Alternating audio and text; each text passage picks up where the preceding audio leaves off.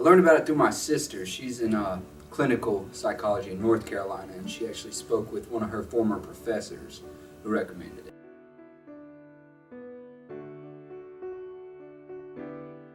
Too much alcohol. Not being able to rely on myself and using alcohol as a crutch.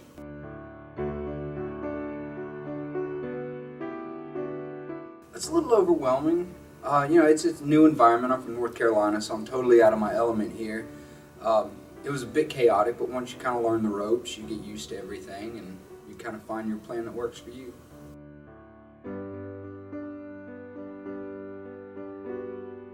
I just expected to figure out what the underlying causes of drinking were, why I was doing it. I had an idea, but I wasn't being proactive in seeking treatment at all.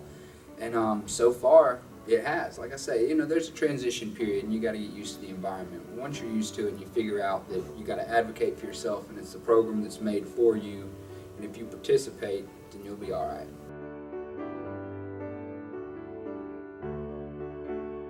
We're in Sacramento House, which is a duplex. There's 2 bedrooms downstairs and a kitchen and a living room, and then upstairs there's 3 bedrooms and a kitchen and a living room.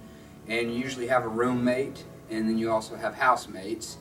And I love Sac House. It's right next to the beach. It's a neat place.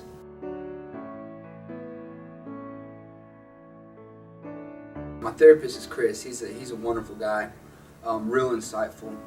And then of course Jesse in group. He's an ace. He's helped out a lot.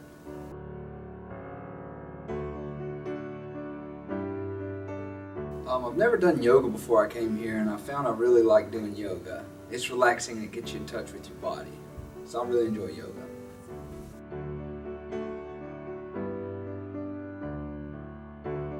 We usually get a 6:15 wake-up call. Then if you have any meds to do or anything like that, you go take your meds. Then you have breakfast, and you usually go to the beach and do a beach walk.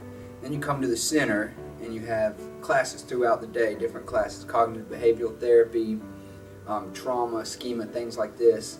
And they're usually 45-minute classes, and you have a 15-minute break in between. And then you have lunch at the middle of the day, which is outstanding. And usually wrap it up about 3:15 to 3:30, and then go home. You've got some discretionary time before dinner, and then usually you go to a meeting that evening.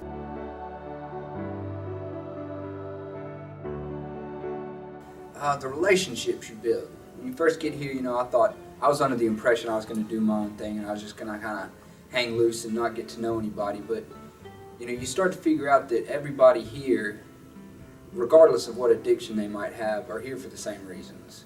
And you start to build relationships, and you don't feel alone anymore. And that's probably the most important thing that I've picked up, is not feeling alone.